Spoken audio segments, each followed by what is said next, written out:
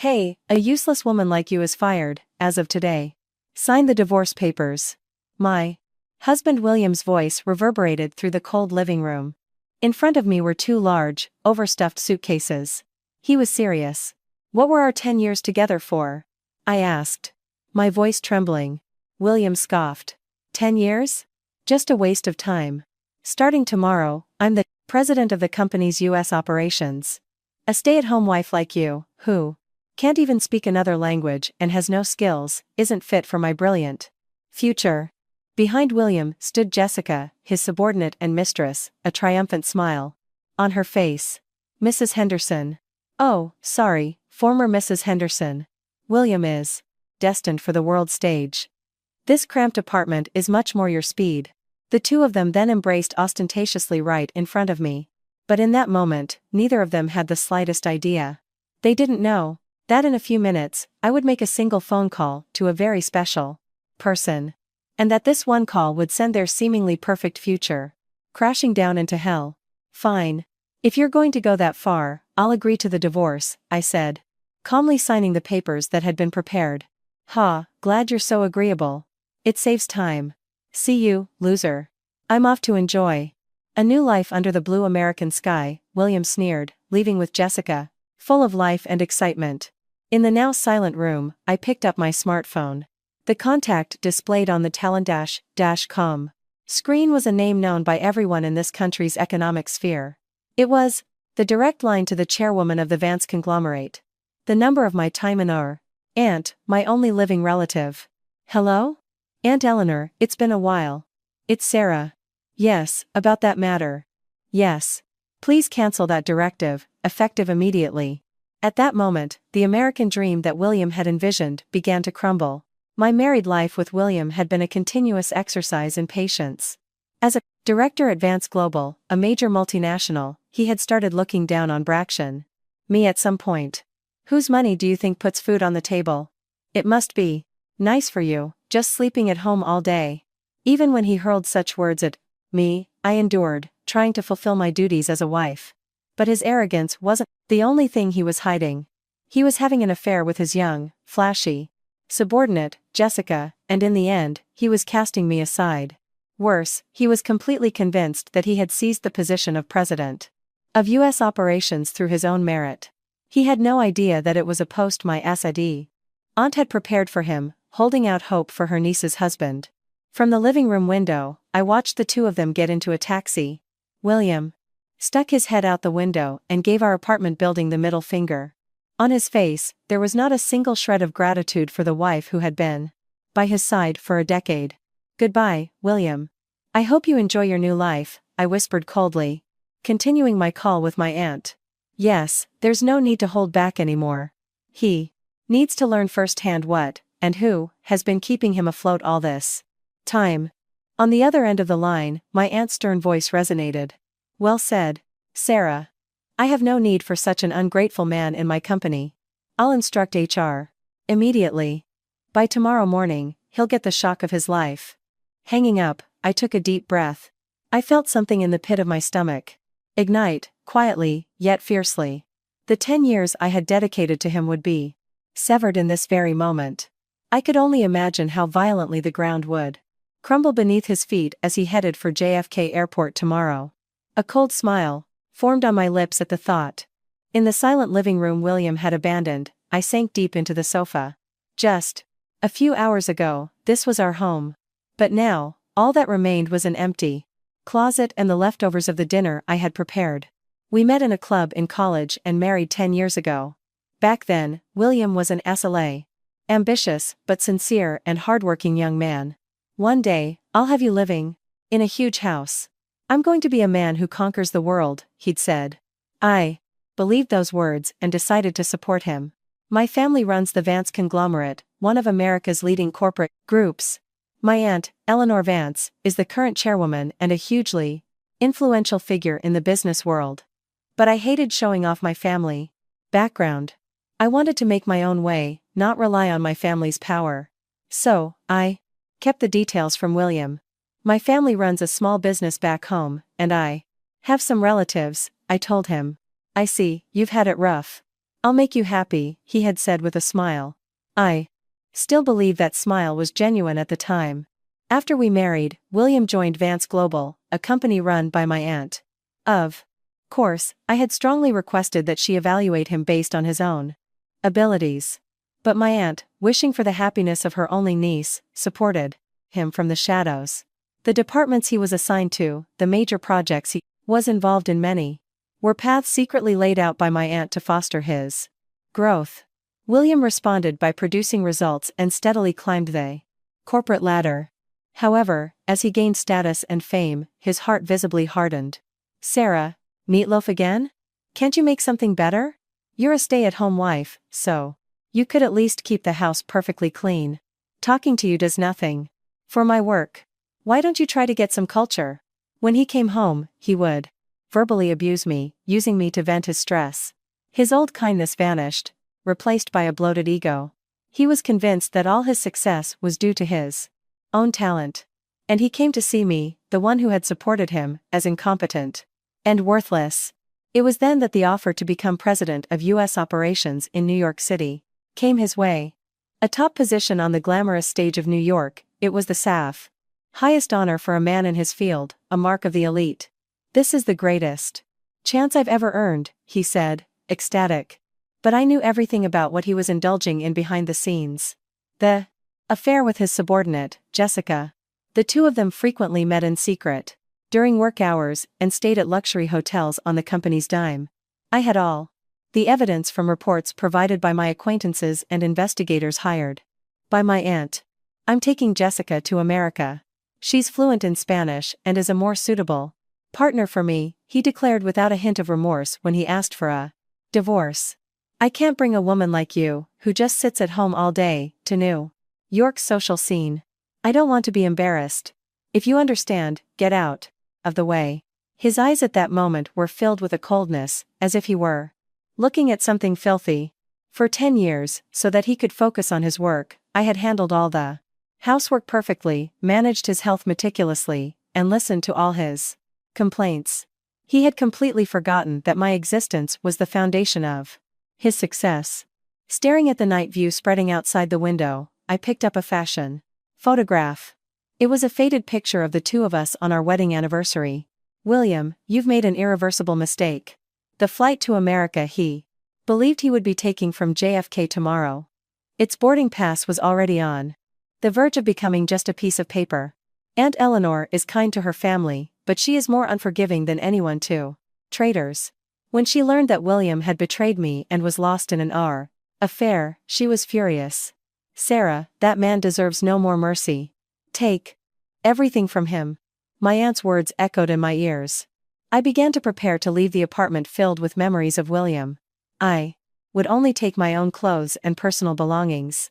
The furniture, appliances, and designer goods he had bought with my money, I would leave them all behind. From now on, I would walk a new path, not as the heiress of the tenacious Vance conglomerate, but as a woman freed from the curse of him. But before that, he had to see the hell called reality. The hell of realizing that what he believed was his own ability was, in fact, a complete illusion. Tomorrow morning, he would head to the airport, full of life, with Jessica, who never doubted his success, by his side. But what awaited him at the check-in counter was not an invitation to his beloved America, but a termination notice from his company. I took a sip of my cold coffee and stood up quietly. Well, let the show begin. I turned off the lights in the apartment and locked the door. My steps were lighter than they had ever been. The next morning, the departure lobby of JFK Airport was filled with the excitement and bustling energy of travelers. Amidst the crowd, a flamboyantly dressed man and woman stood out. It was William, perfectly attired in a high-end designer suit, and Jessica, draped in a fur coat. Several luxury brand suitcases, too, were lined up at their feet. William, look, Jessica said in a cloying voice, clinging to his arm. Everyone over there is looking at us with such envy. Of course they are. We're on our way to New York as the new president. We're in a different world from these common folk. This is a privilege reserved for the cis chosen, William said, lifting his chin in satisfaction as he scanned his tappened surroundings. The humility he had when he was with me was gone, replaced only by The glint of an inflated ego. Hey, William, I wonder what that plain wife of yours is doing right now. Probably crying alone in her cramped apartment, eating yesterday's leftovers. Jessica jeered. William snorted in response. I've already forgotten about a woman like that. She was just a weight holding me back. From now on, I have the best partner by my side. You. A woman like her, who can't even speak another language and has no skills, is a perfect match for a dead-end life in this country. William took out the latest smartphone from his pocket and, with a deliberate air, called me. He wanted to rub his victory in my face one last time, to listen to my crying and bask in his superiority. I answered the call from the balcony of my new temporary residence, a luxury penthouse. What do you want? At my calm voice, William began to speak in a tone that said, I've been waiting for this. Well, still angry? Sarah, do you know where we are right now? In front of the first-class lounge at JFK. We're about to sip champagne and enjoy the best service above the clouds. A world you'll never know. I said nothing, just listened to his words in silence. In response to my silence, William grew even more arrogant, his words tumbling out. Hey, cat got your tongue? You're always like this. Can you imagine how boring and painful the 10 years I spent with a quiet, uncharming woman, like you were? You were nothing more than a housekeeper to me. A convenient one who worked for free and never complained. Why don't you say something? Oh, it's too late to apologize. Now. I'm starting my life as a true elite in America. You can go work a cash register at some supermarket and live your pathetic little life. That's what a pathetic woman with no skills like you deserves. See you, loser. Don't ever come into my life again. William spat out his words and hung up. I could hear Jessica's voice in the Paris background, cooing, William, you're so cool. I stared at my smartphone screen and whispered quietly. No, I won't be in your life again. Not even after you're kicked out of where you are now. William and Jessica strode confidently to the first-class check-in counter. William Henderson, Vance Global. Tickets to New York. It's for my new appointment as president, so I expect the VIP treatment, William said, slamming his luggage onto the counter. The female staff member, who assisted him, smiled politely, took his passport, and began typing on her terminal. But a few seconds later, the smile vanished from her face. Mr. Henderson, I'm terribly sorry, but what? Is there a problem? William asked impatiently. The staff member, looking troubled, replied. Your reservation, sir, was cancelled by your company as of 9 a.m. this morning. Also, the corporate card you presented appears to have been deactivated. The color drained from William's face. What? Cancelled? What are you talking about? I'm the president. The company would never do that. Isn't it a mistake? William's shout echoed across the quiet counter area. Other passengers turned to look. No, sir, there is no mistake. Please look at this. It's displayed here in red. Travel cancelled and all benefits suspended immediately by HR directive. Then, the staff member stared at the screen again, her surprise evident as she added. And your title, sir, has been updated from President-designate to terminated for cause, effective today. Terminated for cause? William stood there as if all strength had left him. Jessica, too, stared at William with a look of disbelief. William, what's going on? What about my life as a socialite in New York? Stop joking around. Do something. William's mind went blank. Until yesterday, he was an elite who would conquer the world. Now, in the span of a few minutes, on this grand stage of the Bursa Paris airport, he had been reduced to an unemployed man. Who could have done this? Why? Had his brilliant future been suddenly cut off? At that moment, an image of me, silent on the phone just moments ago, flashed through his mind. Could it be her? No, that's impossible. Sarah is just a clueless woman from a small town. She doesn't have that kind of power. But the truth he did not yet know was far more cruel than he could ever imagine. Are you kidding me? This isn't a joke. Who's behind this prank? Williams. Enraged roar echoed through the JFK lobby. Surrounding travelers frowned and gave him a wide berth. The aura of a chosen elite had vanished, leaving only a wide berth. Pathetic man, face flushed red, stomping his feet in a tantrum. William, be quiet. This is so embarrassing. Jessica whispered, trying to hide her face as she tugged on his sleeve. For her, William was the ticket to a tickettation's glamorous life in New York. Now that the ticket had turned into a worthless piece of paper, her attitude had changed completely. Shut up, Jessica. You stay out of this. It's some kind of mistake. I'll call headquarters, William said, fumbling with his phone with trembling hands too. Call the VP of Human Resources at Vance Global. But no matter how many times he called, all he heard was a cold, automated voice saying the number was no longer in service. Just then, the face of the woman he had just been mocking on the phone flashed through his mind. It was her. That plain, useless Sarah must have told them something. He had no proof, but at that moment, William needed someone to blame. He furiously redialed my number. I answered the call while gracefully sipping tea in a hotel lounge. What is it? Now? I'm busy. At my calm tone, William exploded with a voice that could shatter glass. Hey, Sarah. What did you say to the company? My promotion was cancelled. They're saying I'm fired. This is impossible. This is your doing, isn't it? I let out a soft sigh and remained silent. William's words escalated further. Don't just stand there in silence, say something. You witch. A stay-at-home wife like you, who knows nothing about how the world works, had to go and ruin my life. Were you that bitter about me going to America? Were you that jealous?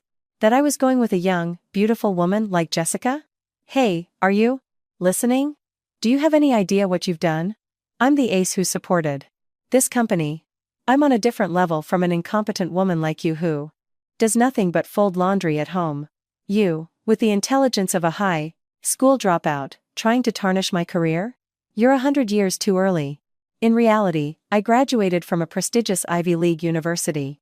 But to justify himself, William spewed a litany of lies to belittle me. Jessica, standing next to him, even chimed in, her voice audible over the phone. That's right. Sarah, you're the worst. You were jealous of William's talent, so you made some harassing call to the company, didn't you?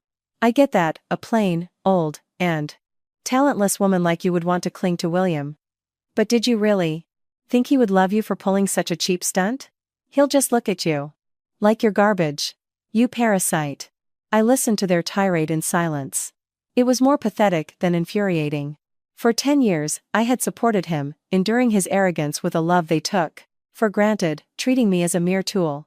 At that moment, the last fragment of affection I held for him completely shattered. Is that all you have to say? I asked coldly. William's voice cracked. What? What's with that attitude? Call the company right now and tell them your last call was a lie. Apologize. If you do, I might even be generous and give you a few $100 a month in alimony. A useless woman like you can't survive on your own. You should be grateful. I placed my cup back on its saucer and slowly stood up. The view of the city from the lounge's large window was vast enough to swallow William's pathetic screams. William, let me correct one misunderstanding. I never made a harassing call to the company. I just told them the truth. The truth about you using the tainted company's expense account to go on lavish trips with Jessica. The truth that more than half of what you called your achievements were stolen from your subordinates. And the truth about how horribly you've treated me. What? How could you have proof of that? Oh, I do. The receipts from when you and Jessica used my credit card at luxury boutiques, photos of the two of you in hotel suites, I have it all. I could hear William's breath catch over the phone. Who did you send it to? The VP of HR? The COO? No. Much higher. I paused for a beat before delivering the final blow. To the chairwoman of the Vance conglomerate. My aunt, Eleanor. The chairwoman. Eleanor Vance? A connection finally sparked in William's mind. The company he worked for, Vance Global, was a subsidiary of the Vance conglomerate. And the chairwoman, a figure so high up he had never met her, was my relative, a fact he had never known until this very moment. Lies. That's a lie. You said your family ran some tiny shop back home. They do run a small shop. But my mother's sister, my aunt, is Eleanor Vance, the woman who built the Vance conglomerate from the ground up. She was always Worried about my marriage, watching to see if you were a man worthy of her niece. William's hand holding the phone began to shake violently. Jessica, next to him, went pale at the mention of the name. Eleanor Vance. The one they call the Iron Lady? That's what she said, I continued. A man who cannot cherish Sarah is not qualified to lead my company. Your appointment as president was her giving you a chance. But you mistook it for your own achievement and threw me away. You reap what you sow, William. With that, I hung up before he could say another word. In the airport lobby, William collapsed to his knees. His smartphone slipped from his hand and clattered onto the floor with a hollow sound. Jessica looked down at William, kneeling on the cold airport floor, as if he were something disgusting. Wait, William, the chairwoman's niece? What does that mean? Why did you keep something so important from me? I bet on your future. I broke up with my boyfriend to be with you. Jessica's tirade pierced William's ears as he was cornered. William, with a trembling hand, grabbed his smartphone again and began sending me a torrent of messages.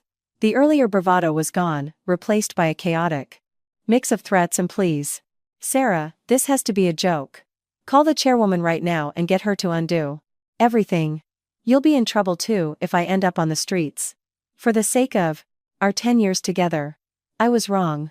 I'm sorry. But if I get fired over this, I won't let you off easy. A string of violent words filled the screen. I have proof that you framed me. I'll sue you in civil and criminal court for wrongful termination. You've ruined my life. You owe me $1 million in damages. If not, your family's little business won't be safe either. I scrolled through the messages in silence. Had the man I once loved really become this wretched and pathetic? The reality cut into my heart like a sharp knife. Even in seeking revenge, the memories of 10 years don't just disappear. I felt so sorry for the version of myself who had believed in him and devoted herself to him, and I felt tears welling up. What were my 10 years for? In the corner of the hotel lounge, I trembled, stifling a sob. William's words were pushing my mind into a deep, dark abyss. You're useless. You can't do anything without me. You're just a parasite. The curses he had hurled at me daily, for the past 10 years now, echoed in my head like an auditory hallucination, chipping away at my sanity. Did I really do something wrong? Did I destroy his life? A moment of doubt began to take hold of my mind. After years of living under the backer thumb of a tyrant like William, my brain was deeply wired to believe that his attacks were my fault.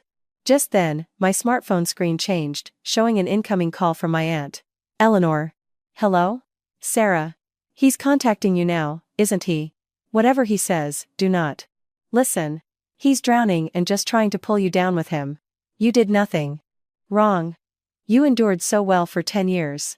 My aunt's powerful voice cleared some of the fog that had clouded my vision.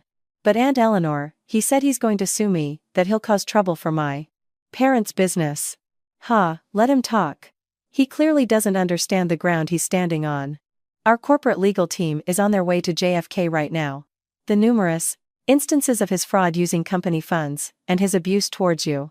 It's time to settle all of it in a public forum. Just as my aunt said, a strange tension filled the airport lobby. As William, in a panic, tried to cling to Jessica, 3 men in black suits stood before him.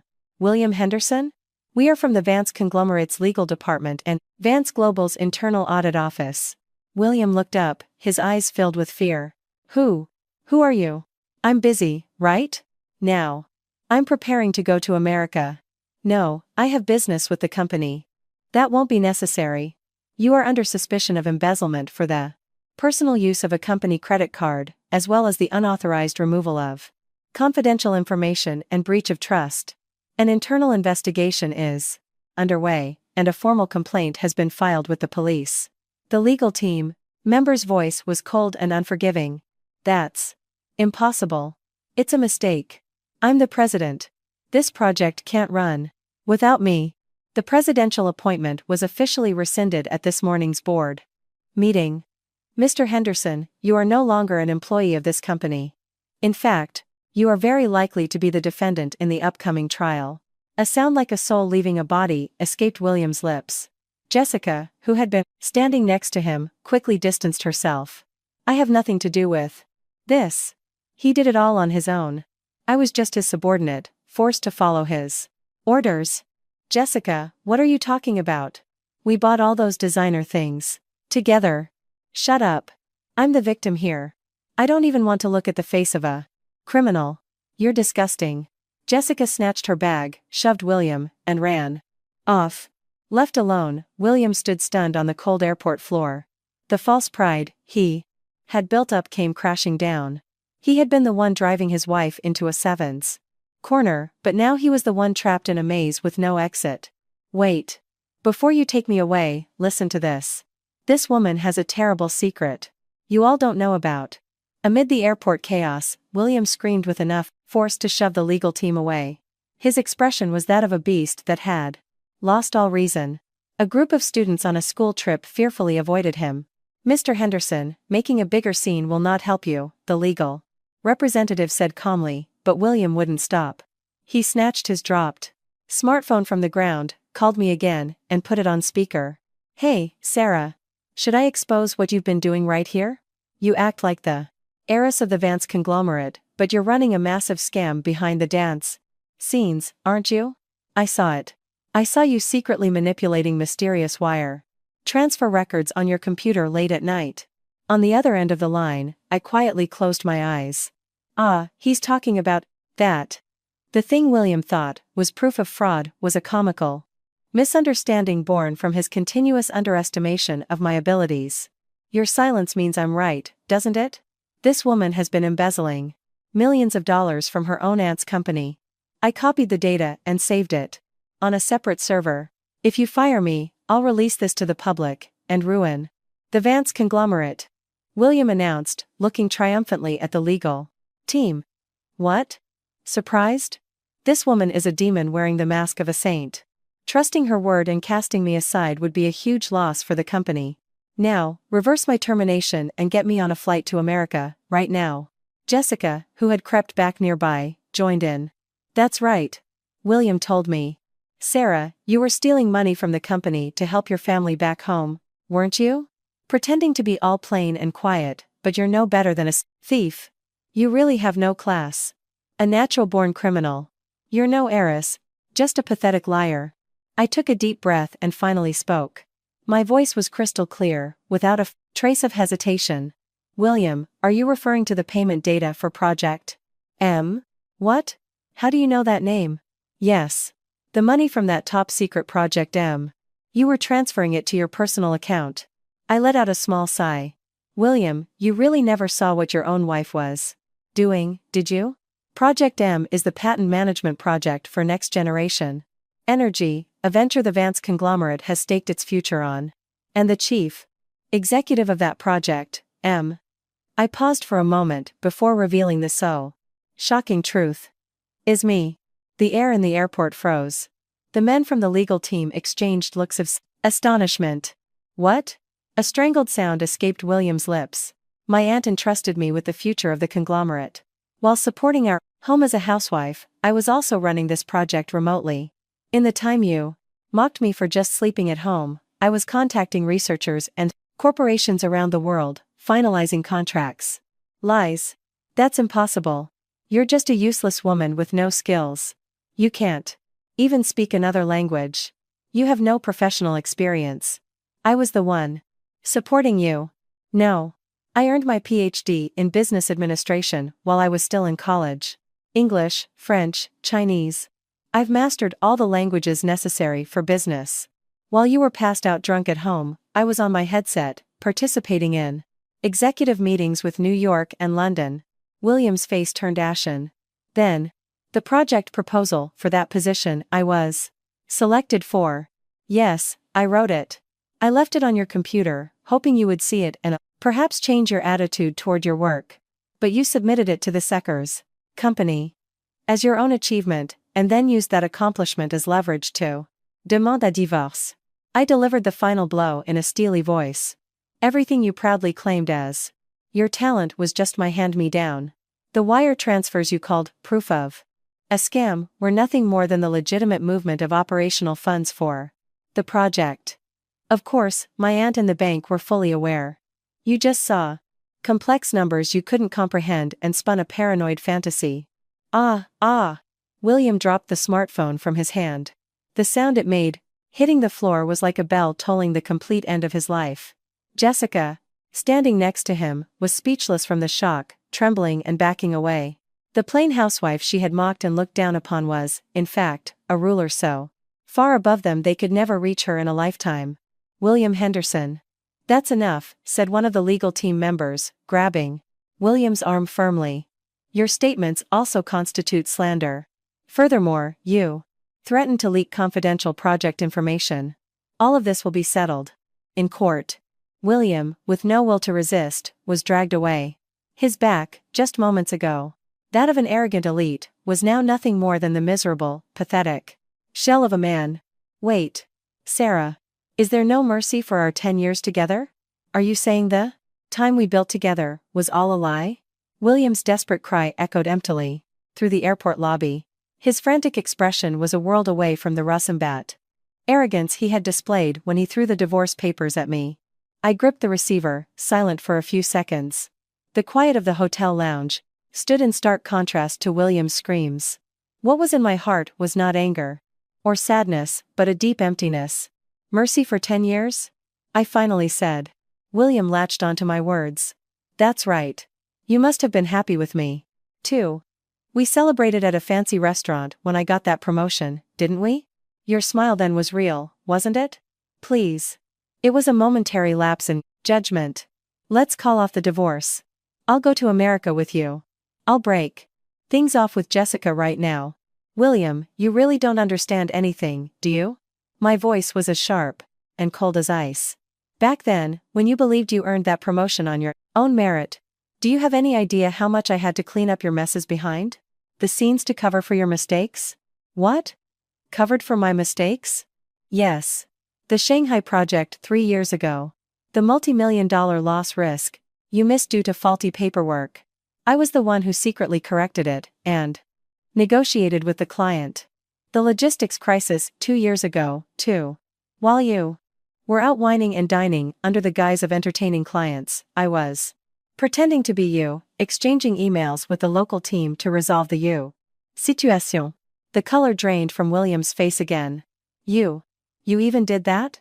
If you're talking about mercy for our 10 years, I've already used it all up. I kept believing that you would one day be able to stand on your own 2 feet, so I worked as your shadow, desperately hiding your incompetence. But instead of being grateful, you ignored your own failings, called me a parasite, and betrayed me. Jessica, who had been watching the events unfold with bated breath, let out a trembling, desperate cry, as if to deny reality. Lies.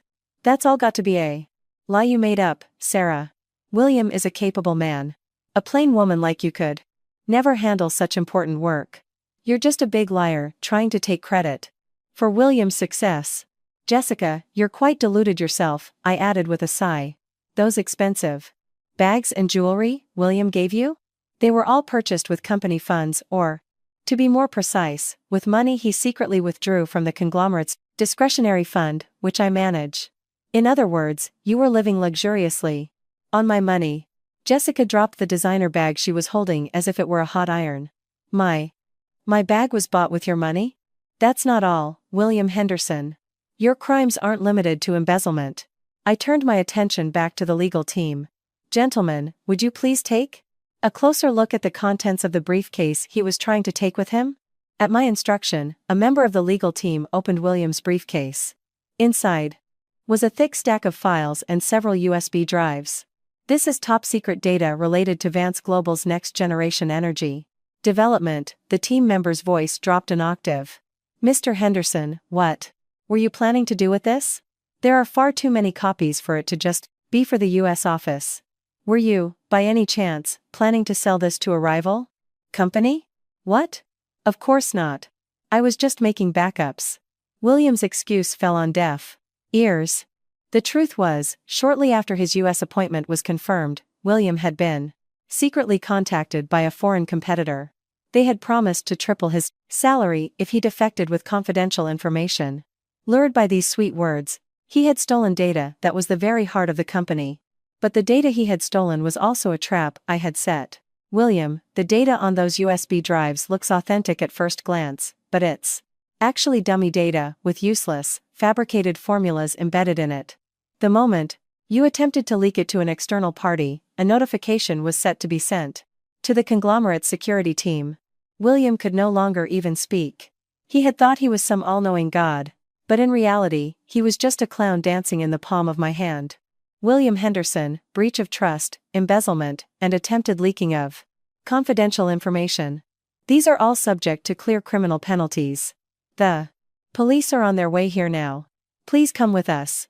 From behind the legal team, several uniformed police officers approached at a brisk pace. No. Let me go. I'm going to America. I'm going to be the president. William thrashed about without any regard for his appearance, but he was instantly subdued by the strong officers. His face was pressed against the airport floor, as he was handcuffed. In that instant, his supposedly brilliant future was plunged into complete darkness. William, wait. Don't leave me. Jessica cried, trying to run after him, but she, too, was asked to accompany the police for questioning on suspicion of being an innocent accomplice. Just before hanging up, I delivered one last line to William, who was now trembling and whispering, Sarah, help me. Thank you for choosing me 10 years ago. Because of you, I found the courage to cut out the person who didn't value me. Goodbye. Don't ever appear before me again. The line went dead. In my hand, I held a copy of the divorce papers and a ticket to freedom. But the story doesn't end here.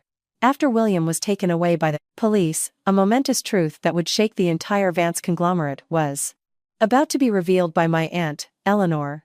Shoved into the hard back seat of the police car, William stared blankly at the lies. Receding airport scenery. The coldness of the handcuffs, biting into his wrists, was a merciless reminder that this was reality. This can't be happening. My life can't end here. He shook his head repeatedly, trying to reject the truth. Just then, as the car passed through a gate, it crossed paths with a BA top-of-the-line black limousine. In the back seat sat my aunt, Eleanor Vance, her expression resolute as she looked straight ahead. And the moment William saw the person sitting next to her, his eyes widened, and a dry scream escaped his throat. Him. Why is he with the chairwoman? It was Daniel, the young employee William had treated like an incompetent gopher. Every day. Daniel, who always bowed his head and said, I'm sorry, sir, even when William threw documents at him or forced him to work late.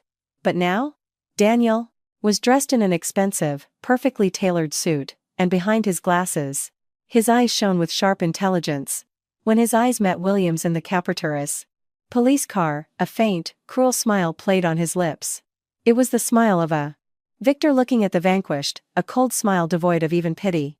The truth was, Daniel was an undercover investigator for the Vance conglomerate, and my direct subordinate. My aunt, to test William, had intentionally placed a brilliant person like him as a novice under William's command. The one who had been collecting evidence of William's arrogance and the damage he was causing the company, day after day, from the closest possible position, was Daniel. Surprised, Mr. Henderson? A voice that seemed to come from nowhere echoed in William's mind. It was Daniel who had perfectly handled all the practical work, and corrected the errors behind the scenes for the projects William had boasted were his own. As the police car left the airport and headed for the station, William's despair turned to rage. I was set up. That woman, and the chairwoman. I was set up from the start. He thrashed around in the car, spewing beast-like words as the car nests. Officers restrained him. They're monsters, both of them. That witch Sarah, smiling at my side for 10 years while spying on me. She's a terrifying woman. To prepare for 10 years, just to send her own husband to hell. Who could love such a cold-blooded woman? Who could make her happy? You guys better watch out. That woman is a poison that devours men. Meanwhile, I was in a hotel suite, gazing out the window. An email from Daniel detailed William's arrest. I didn't reply, just quietly placed my smartphone on the table. More than a sense of accomplishment from my revenge, I felt an indescribable emptiness at witnessing a person's ugly collapse. But the story was now at a major turning point. William's arrest was merely the settlement of an individual's crimes. The truly important part was the fate of the dummy data he had tried to steal. Sarah, are you ready? Eleanor's voice came from behind me. She entered the room and gently placed a hand on my shoulder. Yes, Aunt Eleanor. I'm ready whenever you are. This is where the real work begins. It's time to show your power to the world. The time for killing yourself living in the shadow of that small man is over. From now on, you will be the face of the Vance conglomerate, and of the American economy. From that day on, my position was completely reversed. The title of William Henderson's wife vanished, and my life as Sarah Vance, the next CEO of the Lotte Vance conglomerate, began. The next morning's business news was dominated by the story. Vance, Global. Director William Henderson arrested for embezzlement and breach of trust. Suspicions of major corporate espionage emerge. Vance conglomerate names. Chairwoman's niece, Sarah Vance, as successor. Her achievements from a young age. Revealed. The photo of me on TV was that of a confident leader, with no trace of the plain housewife of the past. Meanwhile, William saw the news in his holding cell and was rendered speechless. What? Sarah is the CEO? Her? The woman I looked down on, is in a place I could never reach in a lifetime? He pointed a trembling finger at the TV screen, but no one could hear him. To make matters worse, the man in the neighboring cell delivered another blow. Hey, Henderson. You really messed up. It was the man William believed was his contact at the foreign competitor. But the man's true identity was an undercover agent investigating corporate espionage. All the data you gave us was fake. Thanks to you, our investigation was a bust. You were not only fooled by your wife, but you were also used by us, the police. What a pathetic man. William collapsed in a heap. He had believed he was so clever, manipulating everyone around him, but in reality, he had been used and discarded by everyone he encountered. But William's despair was not over. Jessica, who was supposed to start a new life with him in America, also delivered a decisive betrayal. In the heavy atmosphere of the interrogation room, she screamed hysterically. Please believe me. I didn't know anything. It was all that man, William Henderson. He tricked me, telling me he would make me the happiest woman in the world, and just used me. Her mascara had run, making her look like a panda, as she clung to the detective. The woman who, just days before, had clung to William's arm and called me a parasite was gone. That man is the absolute worst. He badmouthed his wife to me every day, boasting about how brilliant he was. Even the expense account fraud, he said it was his privilege and dragged me along. I wanted to refuse, but he said a superior's order was absolute. The detective looked at her with a calm expression and presented a document. However, Miss Clark, your bank account shows regular, large transfers from the defendant, listed as an allowance. Furthermore, in an email to your friend, you wrote, "This current guy is a total cash cow.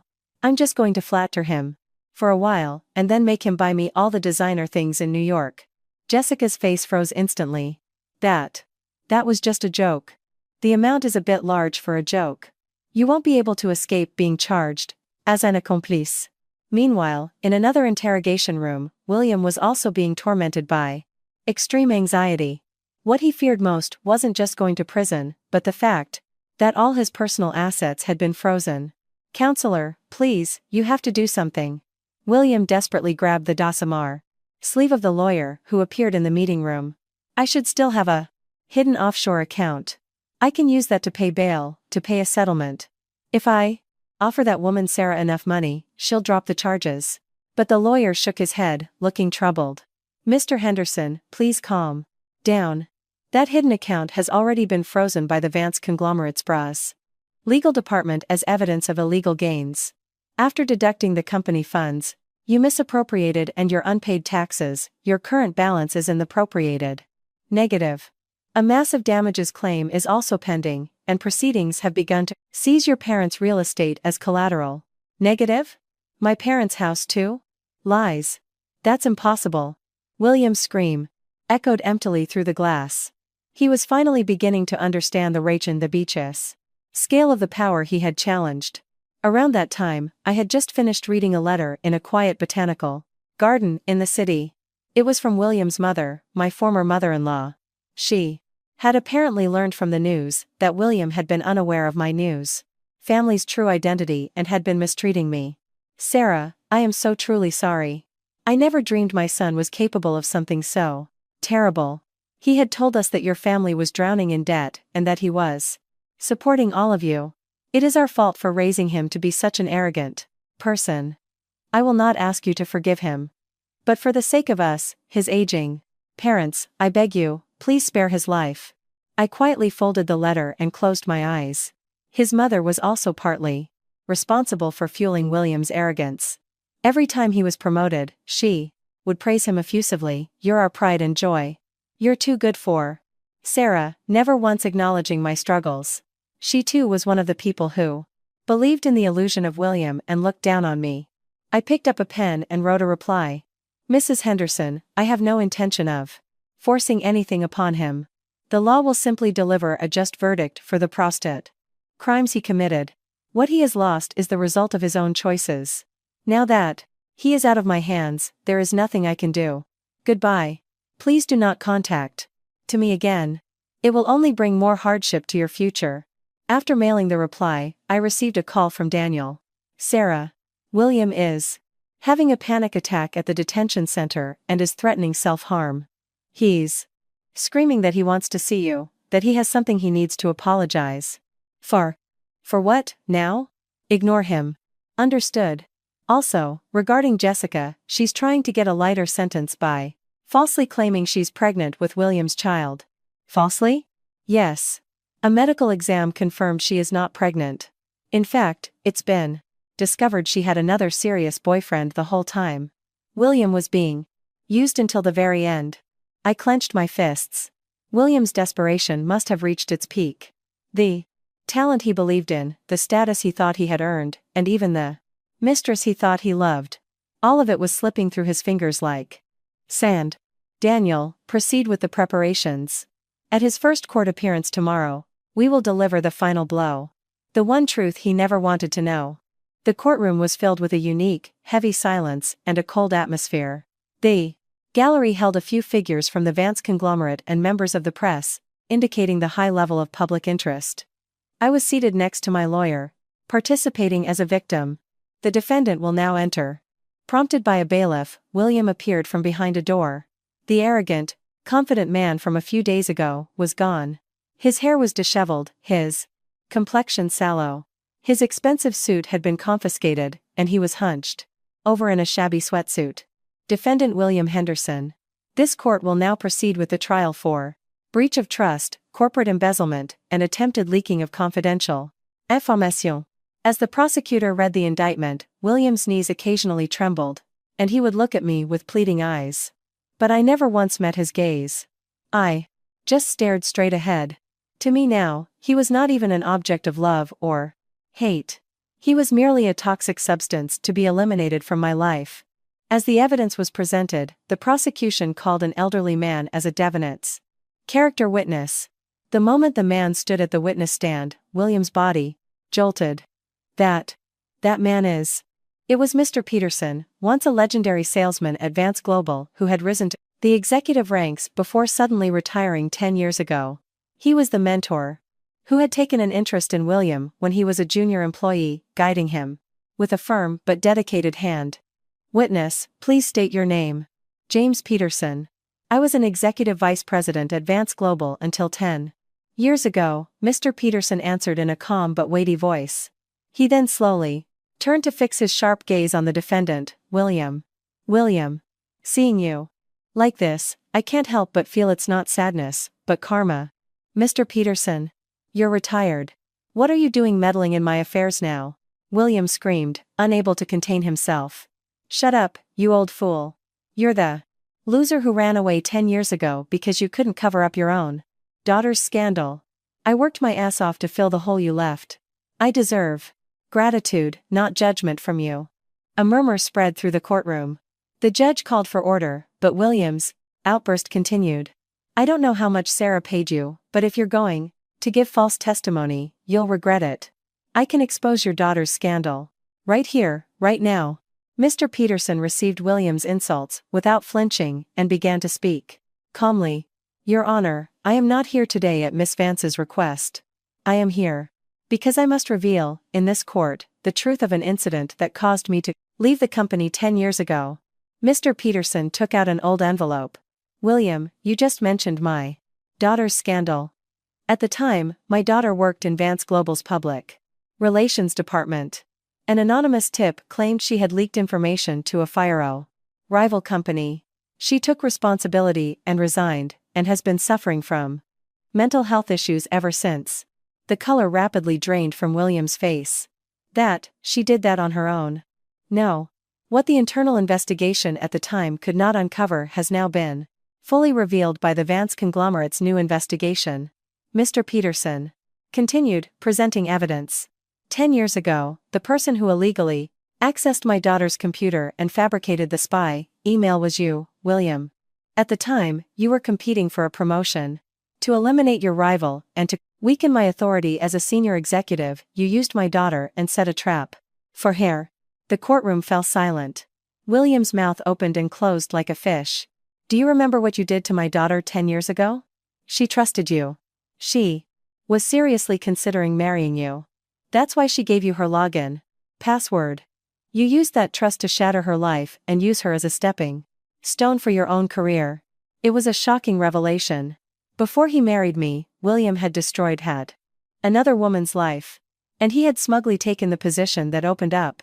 Because of that scandal, the first step of his career was built not on hard work, but on a vicious crime. Lies. Lies. There's no proof of that. Oh, there is. The recovered records of your actions from the old computer you used back then. And a confession under duress from the parents of the former employee you used as an accomplice. It seems you underestimated the W-Tau investigative capabilities of the Vance conglomerate. Mr. Peterson's words pierced William's heart like a sharp blade. William collapsed into his chair. The darkest, filthiest secret he had hidden for 10 years was now exposed for all to see. I watched this scene unfold in silence. I felt I finally understood why William had so insistently called me useless. He knew, better than anyone, that he was a frome person who could only succeed through cowardly means. That's why he was so terrified of my genuine effort and talent. He could only maintain his own sense of worth by belittling me. Everything you built, William Henderson, was an illusion, Mr. Peterson said. Finally. He glanced once in my direction, gave a deep, respectful nod, and left the witness stand. William seemed to have lost even the energy to scream. But the story was not over. With this past crime exposed, the sentencing for his current crimes would become far heavier than anyone could have predicted. While awaiting his sentence, William stared at a document with trembling hands. On the cold floor of his cell. It was a notification regarding the assets he had hidden in an offshore private bank, his last lifeline. Balance. 0. This can't be happening. William's scream bounced off the walls of the small cell. That account should have held over $3 million. The Brabula section. Fruits of 10 years of cleverly inflating company expenses and pocketing kickbacks from clients. He had planned to flee the country with that money, after serving his time. Counselor, this has to be a mistake. It's a system error, right? William slammed his fists against the partition glass, confronting the lawyer who rushed into the visiting room. But the lawyer's face was ashen. Mr. Henderson, please calm down. It's not a mistake. Do you remember the accountant, Mr. Smith, who managed your assets? Of course. He was a senior from my university, the man I trusted most. He would never betray me. He owes me. Well, Mr. Smith. The lawyer hesitantly produced a photograph. He turned himself into the police yesterday, and confessed to all of your fraudulent activities. And the slush fund he was managing for you has been fully transferred to a special account under the Vance conglomerate's control for victim restitution. What? William's mind was filled with white noise. Smith turned himself in? He sold me out? No. It seems he was by your side from the very beginning with the intention of selling you out. At the lawyer's words, William's thought process completely shut down. Mr. Smith was a specialist in exposing corporate fraud, brought in from the outside by the Vance conglomerate's audit department. In other words, he was a professional undercover investigator. The best friend William had believed to be his only ally, the one to whom he had confided all his secrets for 10 years, was actually an operative sent by Aunt Eleanor. While William was indulging in luxury and smugly calculating his Illicit gains. Smith was coldly recording evidence of every single crime. Sarah. It was that woman again. William gritted his teeth, his face contorting into a demonic mask. How far will she go to make a fool of me? She's playing with my life like it's a game. Just then, from the adjacent visiting booth, a familiar shrill voice could be heard. It was Jessica. She too was having a breakdown with her lawyer. Lies. William's slush fund is gone? That's a lie. He promised to pay me alimony with that money. That man. He brings me all the way to America and then turns me into a penniless criminal? I want my time back for being stuck with such a loser. William Henderson is the worst piece of trash. I never want to see his face again. Hearing Jessica's curses through the wall, William sank even deeper into despair. The woman he thought he loved had turned on him the moment the money was gone, cursing his name. Jessica. You too? You were only after my money? Meanwhile, I was quietly looking out a window in the courthouse hallway. Daniel came and reported that all of William's assets had been recovered. Sarah, he has nothing left now. Family, job, lover, reputation, and all the wealth he illegally obtained, it's all gone. I see, I answered curtly. What I felt wasn't the joy of victory, but a cold realization of how fragile and foolish a person can be. How many lies had William told, how many people had he hurt, just to believe he was special?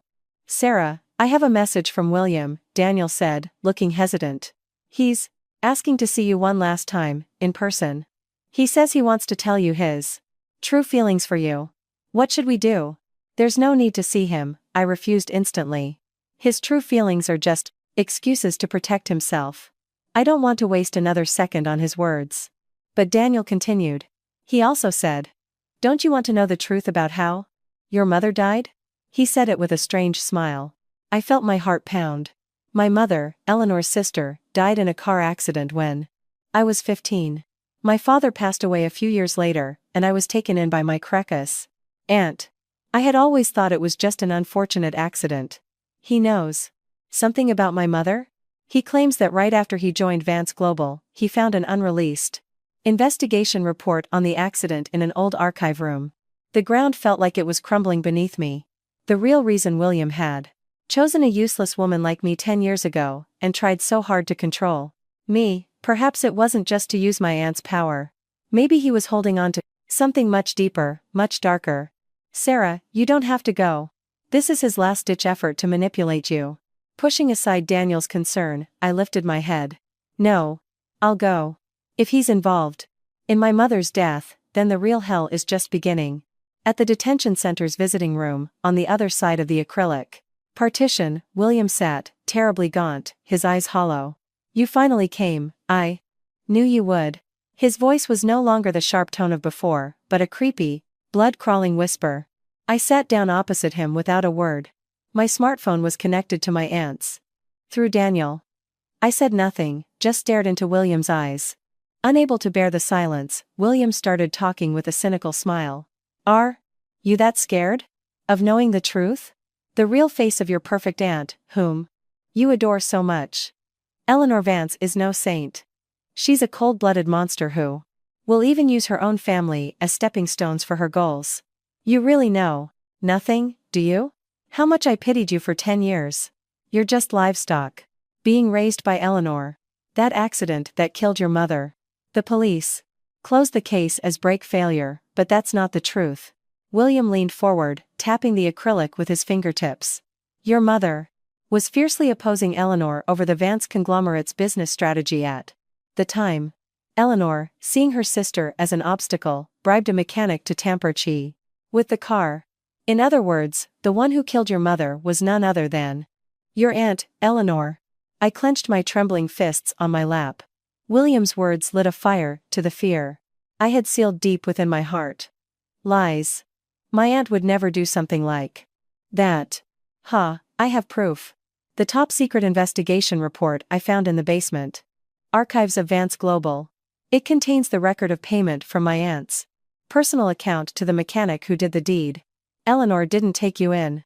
She was just pretending to atone for her sins while keeping you, the sole heir, under surveillance. I fell silent again. My mind went blank, my breathing shallow. If what William said was true, what had my life been? Was my aunt's love and support all a lie? Seeing my confusion, William laughed, convinced of his victory. What's wrong? Despair? Sarah, the only one who can save you from this hell is me. Drop the charges against me right now. If you do, I'll tell you where the original report is.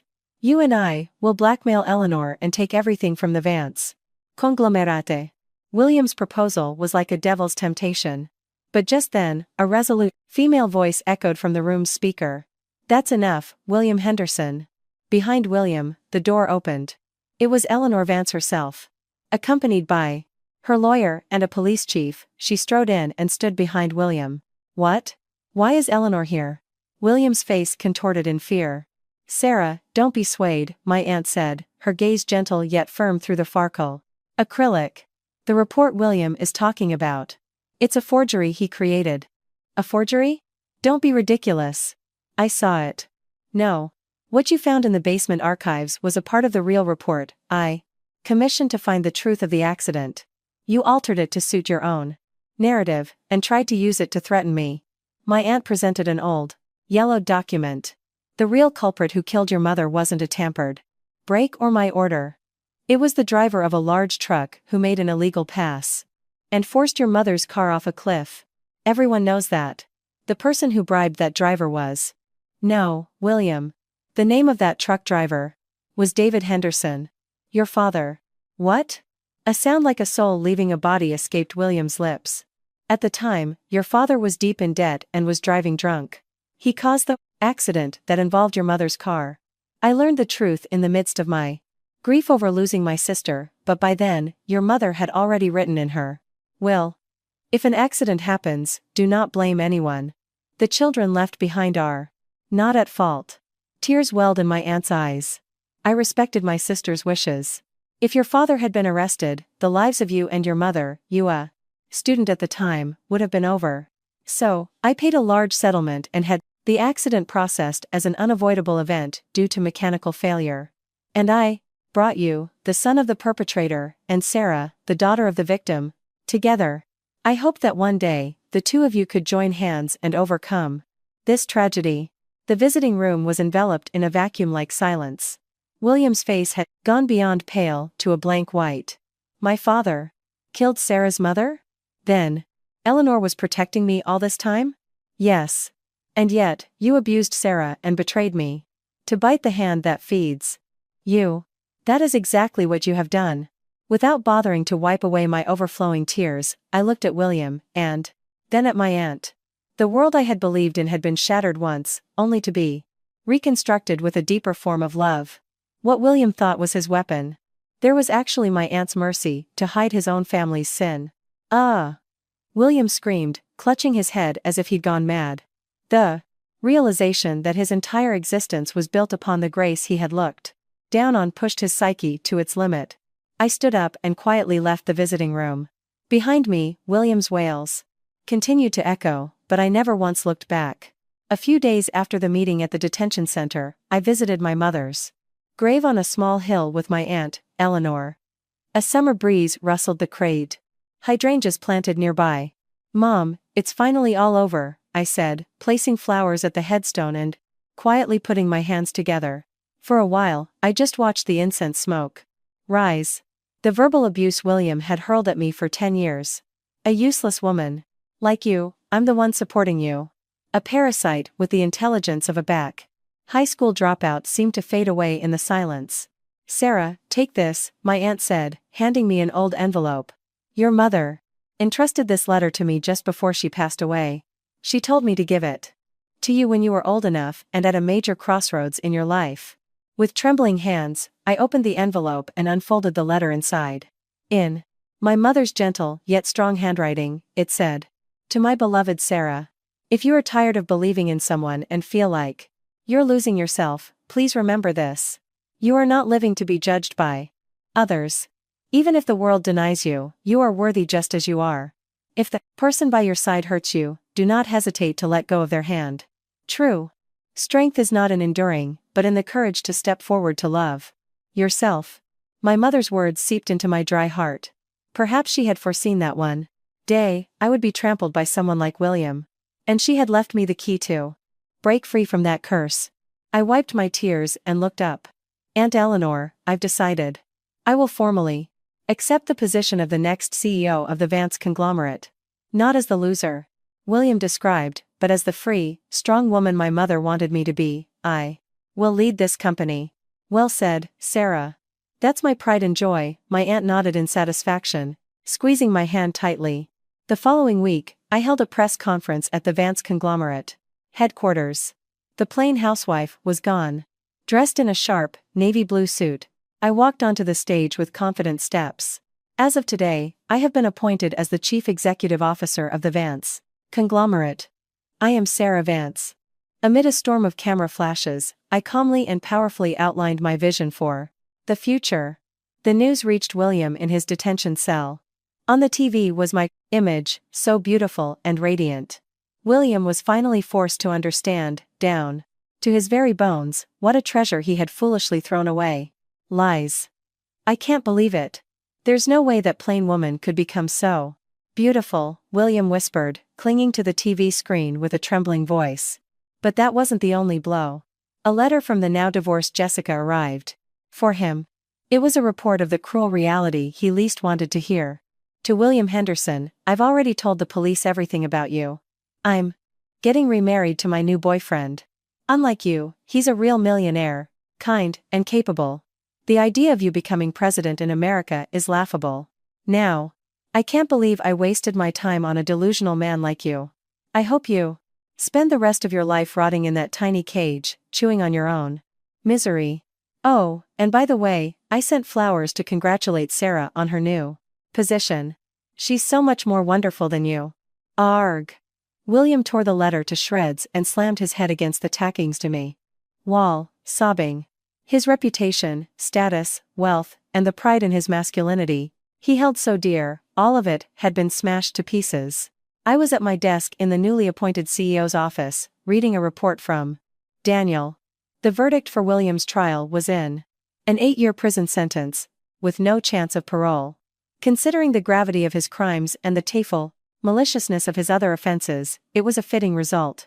The defendant reportedly collapsed in tears when the verdict was read. Daniel said quietly. I said nothing, just gazed at the Tokyo skyline outside my window. The revenge. He was over. But my real battle was just beginning. William, as he was about to leave for America, had told me, you belong in this cramped apartment, living a dead-end life. But now, he was the one deprived of town freedom behind iron bars, and I was the one about to take flight into the wide world.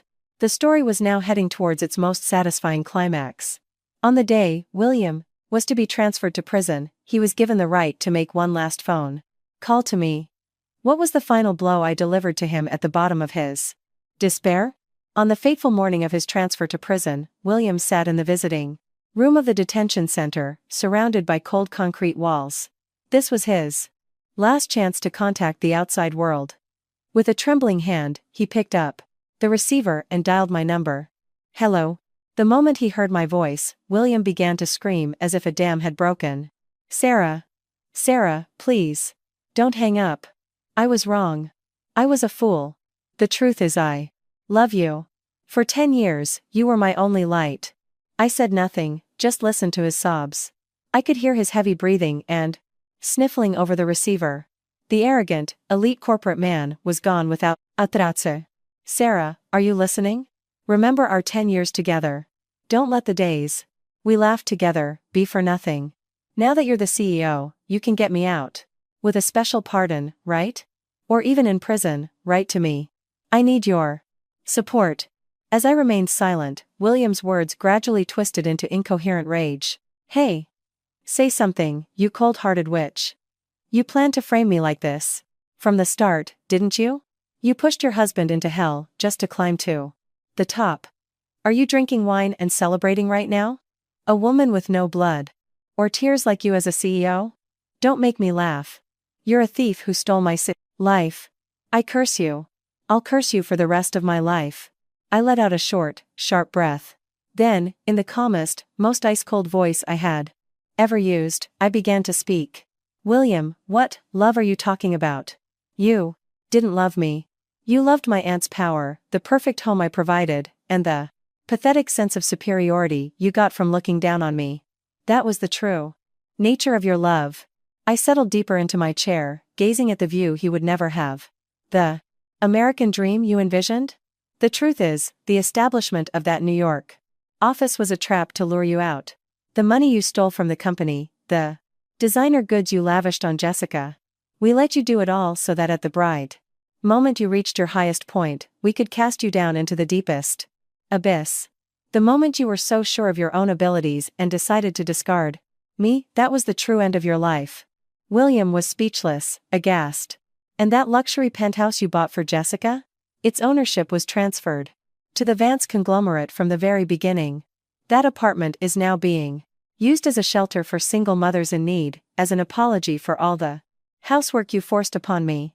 Your tainted money is finally serving a useful purpose in the world. Lies. Lies. My home. My money. You have nothing left. You've been completely erased from my official records. And from my memory. All that remains is a long 8-year sentence and the cold stares of the people you hurt. William slammed his head against the acrylic partition, crying out like a beast. Sarah, forgive me. Please. I don't want to die. Don't let me rot in a place like this. Just then, the door to the visiting room opened, and Daniel entered with a facet. Prison guard. Defendant Henderson, it's time. The transport bus is waiting. Daniel no longer even saw William as a human being. He walked past him and gave me a gentle smile. Sarah. Your real life begins now. There's no need to waste any more words on the ghosts of the past. I nodded and delivered my final words to William. Goodbye, William Henderson. Oh, and I almost forgot. I was allowed to choose your prison number. It's 1028. A number that's low and easy to crumble, just like your pride. It suits you. Arg. Wait. Don't go. Sarah. Sarah. As William's screams echoed, I quietly placed the receiver back in its cradle. The heavy iron door closed, completely cutting off his voice. When I stepped into the hallway, a clear blue sky stretched out before me. It was a sky more beautiful and vast than any he had hoped to see in America. I gently took the hand that Daniel offered me. Let's go. To change the world for the better. From the small window of the transport bus, heading to the prison, William desperately tried to follow the outside world with his eyes. The city scenery receded, and the towering headquarters of the Vance conglomerate came into view. In the top floor, glass-walled executive lounge, he could see 2 figures. One was a beautiful woman in a sharp white suit, looking down at the city me, Sarah. And next to her stood Daniel, his hand gently on my shoulder. The two of us were smiling quietly, as if celebrating the dawn of a new era. William clenched his fists so hard they bled and pounded on the window. Sarah. Sarah. But his screams were drowned out by the thick, soundproof glass and the secondimani roar of the engine, never reaching anyone's ears. I just watched the receding shadow of the bus in silence. I didn't even feel hatred anymore. In the grand story of my life, William was nothing more than a cruel, but necessary teacher who taught me the importance of loving myself. Sarah, it's almost time. We should head to the inauguration party, Daniel's calm voice said. I slowly turned around. Yes. Let's go, Daniel. Thank you for supporting me through all this. Not at all. I just wanted to be by your side and watch your true brilliance return. Daniel's eyes held no calculation or falsehood, only deep trust and reverence. The venue was filled with the titans of American industry. Standing in the Sepano center was my aunt, Eleanor. The moment she saw me, she gently dabbed her eyes and beckoned me over with a radiant smile. Everyone, I would like to introduce the new CEO of the Vance conglomerate, Sarah Vance. My aunt's voice resonated through the hall, and a thunderous applause erupted. I stood before the microphone and slowly surveyed the room. Among them were executives from client companies who had once dismissed me as a useless housewife, but now, they all looked at me with awe and respect. For a long time, I lived by erasing myself to protect someone I cared about. The hall fell silent at my words. But I have come to realize that true strength is not about hiding in someone's shadow, but about becoming a light that illuminates those around you. From now on, the Vance conglomerate will not be merely a profit-seeking entity, but a force for creating a society where those who love, protect, and live with integrity are rewarded. When my speech ended, the room exploded with the most enthusiastic applause of the day. All the glory that William had once smugly believed he had won on his own was now, with a single word from me, imbued with a more righteous, more brilliant value, deeply etched into people's hearts. A few months later, I established the M Foundation, named after my mother, using all the illicit funds recovered from William and my personal inheritance. It became an organization to support the independence of women suffering from spousal abuse and domestic violence. Sarah, a letter came from a woman who found a new job thanks to the Suppet Foundation, Daniel said, handing it to me. I read it while gazing at the sunset outside my window.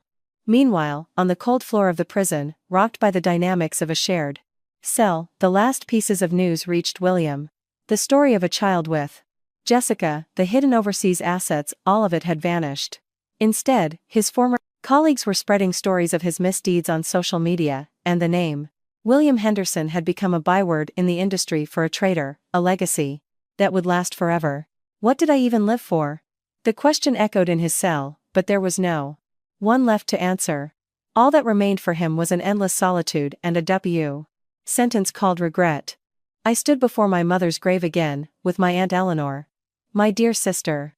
Sarah is going to be all right. She's become such a magnificent leader, my aunt said, gently stroking the headstone. I looked up at the sky. There, a bright evening star was shining, one I couldn't see on that tragic night 10 years ago. Mom, please watch over me. I won't lose my way anymore. I have trustworthy allies by my side. And within myself, I have a pride that no one can take away. After a long, 10-year winter, true spring had finally arrived in my life. Right after our divorce, William had told me, I'm starting a new life in America. Don't get in my way. But the one who truly started a new life was me.